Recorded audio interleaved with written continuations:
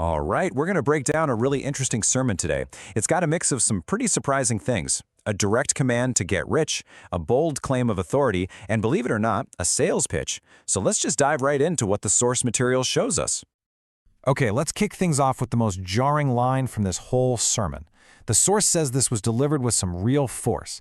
A command like this, it just makes you ask a ton of questions right away, right? Like, who is saying this? Who are they talking to? And what on earth is going on here? So, let's unpack this. To really get the full impact of a statement like that, we've got to look at three things. Who's the speaker, who's the audience, and what exactly were the instructions they were given? So first up, who's delivering this message? Well, the source material simply refers to him as a priest. And that title, just that one word, immediately frames this whole thing in a context of spiritual authority. And who was this message for? You know, it wasn't for everybody in the room. It was aimed at a very, very specific group, the single members of the congregation. That kind of targeting is a really key detail in all of this.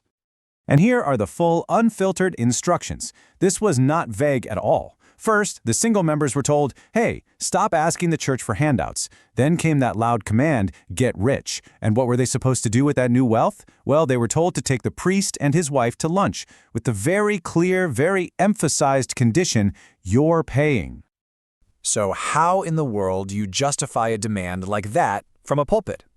Well, the reason given in the source text is surprisingly blunt. And there it is. No deep theological argument, no complex reasoning, just a simple, direct declaration of his status, because I am a priest.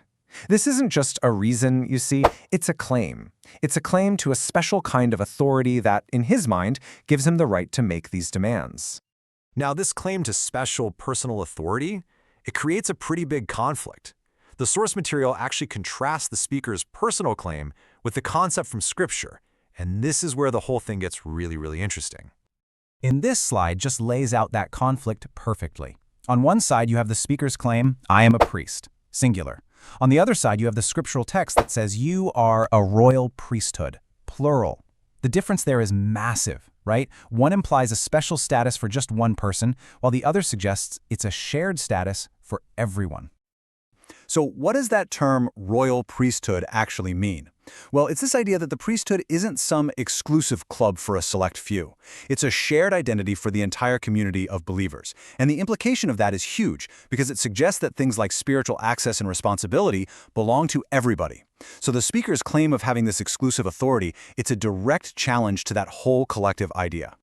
But hold on, because the source text adds one final, absolutely crucial layer to this story. It turns out something else happened during this very same sermon that throws a whole commercial angle on top of everything. You see, the timing of all this is critical.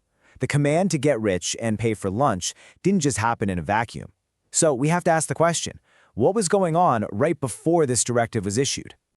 And here's the sequence of events as laid out in the source. Earlier in the sermon, the priest was actually promoting a book he had written, telling the members they should buy it. And it was only after that sales pitch that he then issued the command for the single members to get rich and treat him and his wife. This sequence pretty clearly ties a spiritual directive directly to a commercial transaction. So, when you put it all together, what do you got? You have a call for members to get wealthy for the leader's direct benefit. You have a justification based on a special claim to authority. And it's all wrapped up with a sales pitch for a book, all in one single message. And this whole thing really leaves us with a big, thought-provoking question, doesn't it? The details from this one sermon really bring up a much broader issue. Where exactly is the line between spiritual authority and personal commerce? It's a question with no easy answer, and definitely one worth thinking about. Thanks for digging into this with me.